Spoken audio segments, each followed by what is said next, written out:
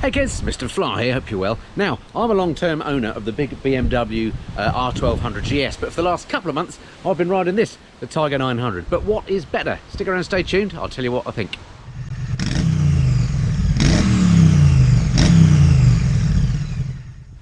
So if you've been to my channel before, you may know that I've been a long-term owner of this R1200 GS. For a while now. I bought this one back at the back end of 2013, so it's starting to get a little bit long in the tooth, and your mind starts to get to wondering about, you know, what might I replace it with? So, top two contenders to replace my GS when the time comes are currently this, the brand new Tiger 900 from Triumph, brand new this year, absolutely amazing bike, I really love it, or do I get another GS, the new one, the 1250 shift cam version? Don't know. So what I'm going to do in this video is take both bikes on the same ride and just look at some sort of key aspects of each bike and try and work out in my own mind where my money should go in the future. Now, I know I'm comparing my old GS to a brand new Tiger, and really I should be comparing the new 1250 to the Tiger 900. Well, I have ridden the new GS quite a lot, quite extensively. I do know that bike quite well, so where appropriate in this video, I will be referencing the new GS rather than my old Cronker. And of course, I know there's going to be those of you in the comments that say, why are you comparing a GS 1200 with the Tiger 900? You should be on a BMW 850 GS or the Tiger 1200 to make the comparison valid. Well, this is just my comparison. The top two bikes that I currently think in the adventure market, for me personally, are the Tiger 900 and the GS. So that's why I'm doing the comparison that way. It's not like a magazine test where you would necessarily compare exactly like with like. I hope that makes sense. All right, enough chat. Let me get togged up, jump on the bikes, give you my comparison. So comfort on the GS then. What's the big Beamer like to ride long distances, and are you going to get backache? Well, this is what the Beamer's known for, isn't it? Is its comfort, and I've ridden this bike for many thousands of miles. In fact, about 30,000 miles in fact. And it's one of the most comfortable bikes I've ridden on. It's positioning of the handlebars, your backside and the foot pegs is spot on as far as I'm concerned. You feel nice and comfortable in terms of that seating position. Quite upright, good wind protection, and the seat is nice and soft. I think with the exception of the Honda Goldwing, I've yet to find a more comfortable bike than the GS. And it's not just this, my older GS, but the new 1250s feel exactly the same as well. Nice big soft seat, you can ride them for hours and hours. There's absolutely no better bike to be on, I think, in terms of comfort, as I say, unless you're on the Goldwing, but that's a whole nother matter at 30 grand a pop. So yeah, GS scores well on the comfort factor. So comfort on the Tiger 900 then. Well, I have to say it's really nice.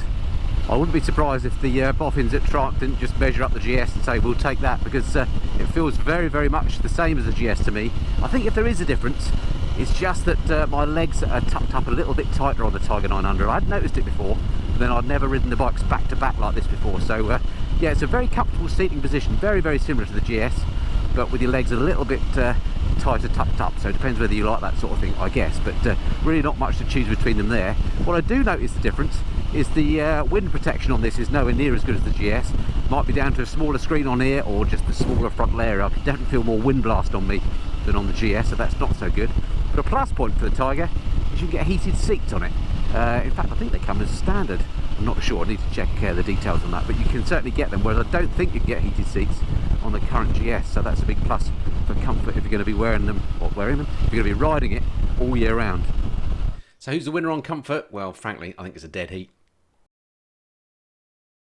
How about the engine on the big GS? Well, of course, since I bought this bike, this is the GS 1200, this is the first of the liquid-cooled GSs, if you like. The bike has come on, or rather the engine has come on another generation. Hello, looks like the traffic lights are out. And now it's fitted with the 1250cc shift cam Euro 5 compliant engine.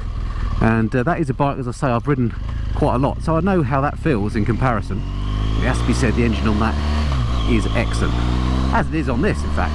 It's got loads of grunt, loads of low down torque, so you can ride it really lazily if you want to. You don't have to keep changing gear, and the engine just doesn't complain. It is of course a boxer, so you either like them or you don't.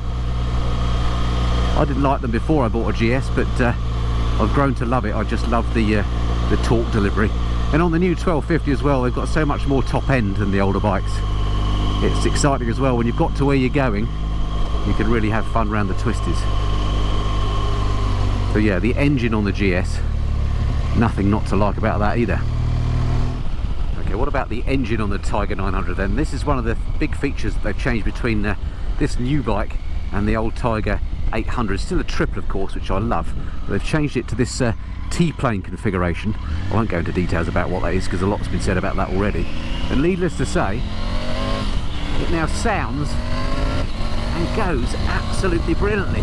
I really, really love the engine on this.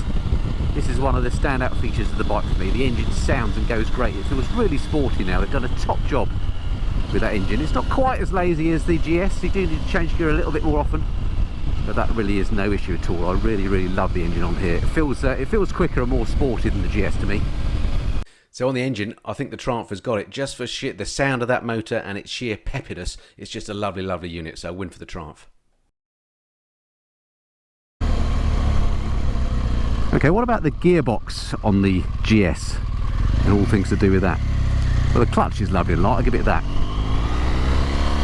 But the gearbox and Quickshifter on this older model is pretty clunky. The newer 1250s, they've made big improvements, but I would still say that the gearbox and the Quickshifter on the new 1250 GS isn't brilliant. It's not one of the best I've come across. Just see if we're clear behind, we are. See you down there.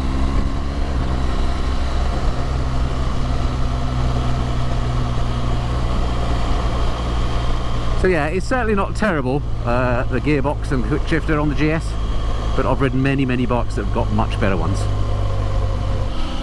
Okay, to gearbox and Quickshifter and all things like that on the Tiger 900 then, and that is where this bike really scores.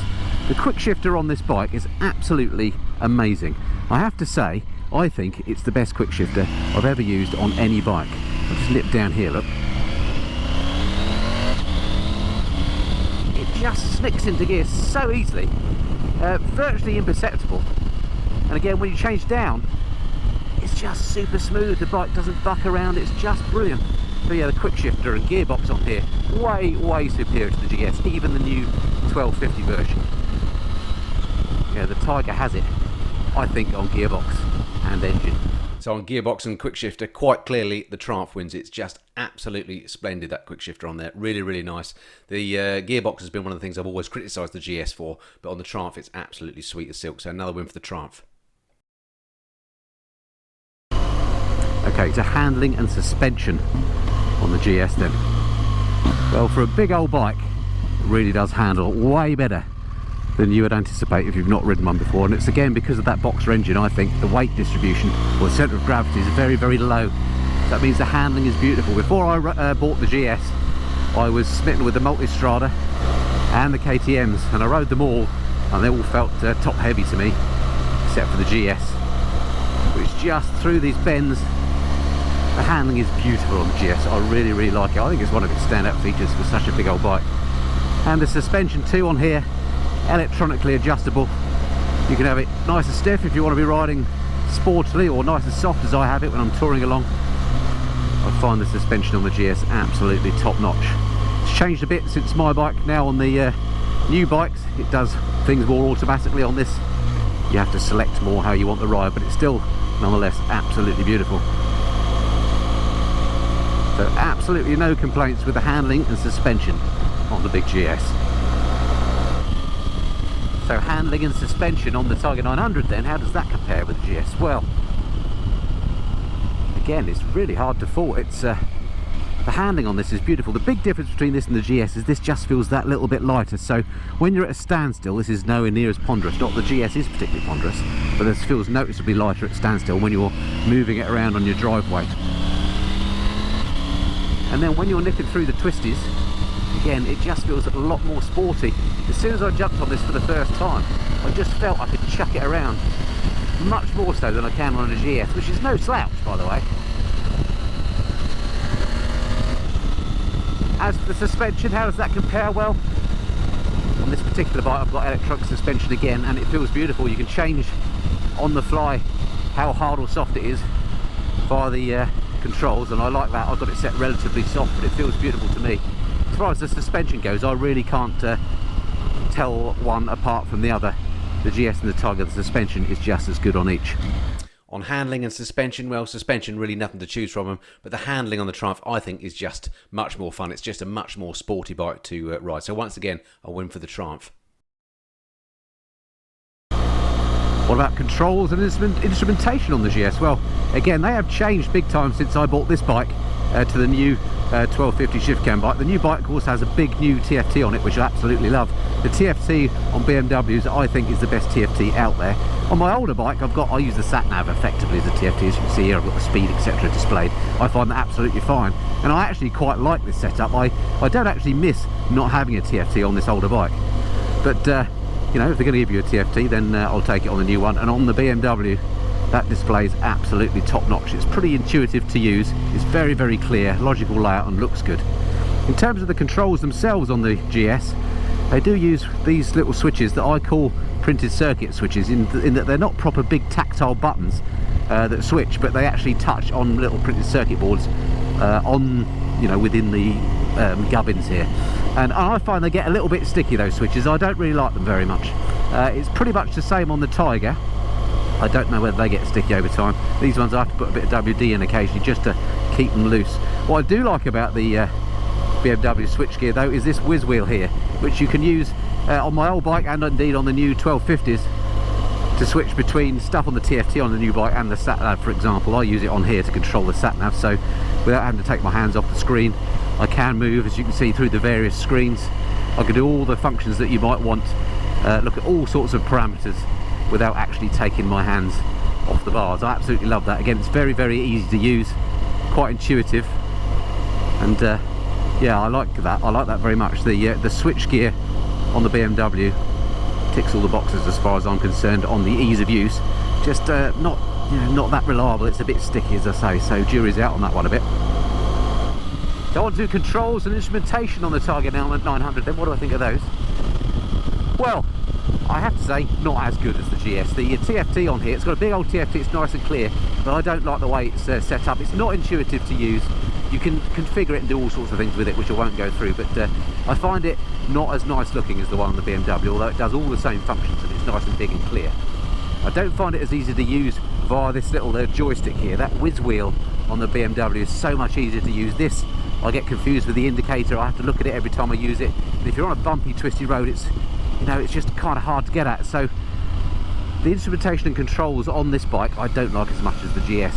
The controls themselves, the other controls, the buttons, again, are the PCB type, where they're actually a bit of plastic touching a contact on the circuit board as opposed to a proper button. So they're not very tactile, and I suspect, just like on the GS, hello sir, on the KTM, I suspect they will get sticky over time and need a squirt of WD. So the buttons themselves, nothing to choose between the GS and the Triumph. For ease of use and instrumentation, I'm afraid the GS wins. On controls and instrumentation overall, well, the BMW clear winner. Love that TFT, and I just love the way the controls work compared to the Triumph, which are just fiddly. Okay, so a question that's been asked me quite a lot since I've had the Tiger in particular is what's it like to take a passenger on the bike, and me and Mrs. Fly have just been out on both bikes actually, so we're in an ideal position to do a comparison between the BMW GS and the new Tiger 900 from taking a passenger point of view. So let's have a wander around, ask Mrs. Fly what she thought. So you're quite familiar with the bike from our Thailand tour, the Tiger 800. Yeah. How did you find the new 900? Just as good, I think, as a passenger. It's a large seat, which is good.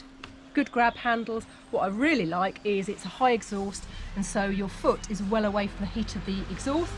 Unlike the BMW, where your foot can cook there in the height of the summer.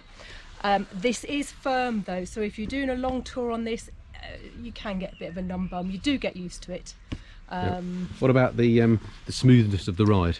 Excellent, very smooth. The Tiger. Yes. And that's I think that's because it has such a good quick shifter on here. You can barely tell that I'm changing gear, and certainly you can work and try and do your smoothest gear changes you like on the GS, but it's still a bit agricultural, the gearbox, certainly on my bike, which is an older bike now, and we do find ourselves having the odd helmet bump, don't we, on that one. So if you had to pin your cars to the mast, as it were, does that make sense, would you go Beamer or Tiger as a passenger on a bike? If you're doing short trips, Tiger's very good, yes, because you can put up with a numb bum for a bit. So short trips you'd take the Tiger? Yeah. Long trips? If I was doing a really long tour somewhere and it wasn't going to be excruciatingly hot, this is more comfortable. The seat is softer. Okay, so from a passenger point of view, long trips Beamer, short trips Tiger. From a rider's point of view, I actually found the Tiger feels so much lighter when you come to a stop with a passenger on the back. I actually preferred the Tiger with a pillion on the back, or rather a passenger I should say. The pillion apparently is the seat, not the person. But again, like Carol, if I was on a long tour, I just find the BMW a bit more comfortable, a bit more grunt. So I think long tours, Beamer, again like you, short tours, I'll take the Tiger. So, given all that, which is best out of the bikes and what I'm going to spend my money on when it comes time to replace my GS? Well, you know, the thinking part of me, the analytical side, says the Triumph should be the one because it won on those main categories that I listed there. Of course, you can make up whatever categories you like and split them down to make whichever one you like win. But I think when I really think about it, what it comes down to is if I didn't ever take a passenger, I think I'd take the Triumph because it's a more fun bike to ride and it's perfectly comfortable and everything else about it is great and it's cheaper. If cost was a big consideration, then I'd have the Triumph. However, if money was no object, I would definitely take the GS. So when it comes time to replace my GS with another bike, it just depends how much money I've got. If I've got a spare 20 grand knocking around, I'll have a GS. If I haven't, then I'll be taking the Tiger 900. Does that make sense? Okay, so there we have it. That's my comparison of the big BMW GS versus the Triumph Tiger 900, my current two favourite adventure type bikes. And it's a difficult decision to know where to put your money when it's a big investment like that, isn't it? I'd be fascinated to know if you agree or disagree with me. Stick anything I've missed in the comments below because that might have a bearing on my decision as well. That'd be fantastic. Alrighty, it'd be great to have you subscribe if you haven't done so already. Do hit the subscribe button below and that way I can see you in the next video. Alright, until then, this has been the Mist and Fly. Cheerio.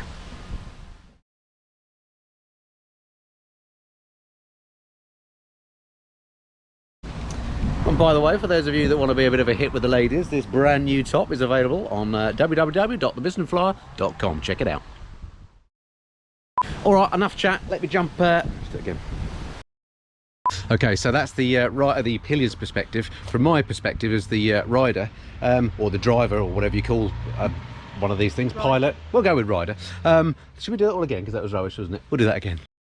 With a pillion, or rather a passenger I should say. Technically a pillion is the rear seat, not the passenger. I learned that recently. Let's do that all again. Anyway, if you haven't done so already, it'd be great if you hit that subscribe button. That way I can see you in the next video. Alright, till then, this has been the Mist and Fly. Cheerio. I think we'll do that again.